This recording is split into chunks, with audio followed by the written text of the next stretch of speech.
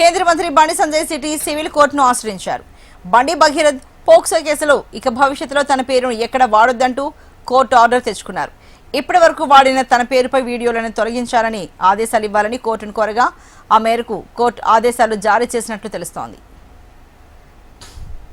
మీ ఇంట్లో పెద్ద కొడుకులకు ఉన్నానా, మీకోసం పనిచేసినా, మీరందరూ బాగుండాలని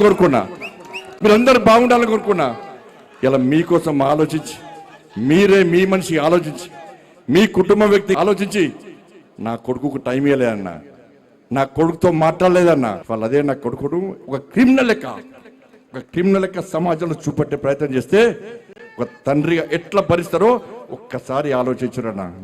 నా కొడుకు నేనేం తప్పు చేయలేనా, మేము ఫ్రెండ్స్ ఉన్నానా, మేము తప్పు చేయలే, కలిసి ఉన్నాం, ఇలా విడిపోయినాం, నేను ఏ తప్పు చేయలే, నిజాయితీగా బయటికి వస్తా అని చెప్పి ఇలా నా కొడుకు ఎప్పటికీ నేను సమర్థిస్తలేనన్నా.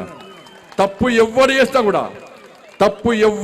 కూడా నా కొడుకైనా సరే ఎవడైనా సరే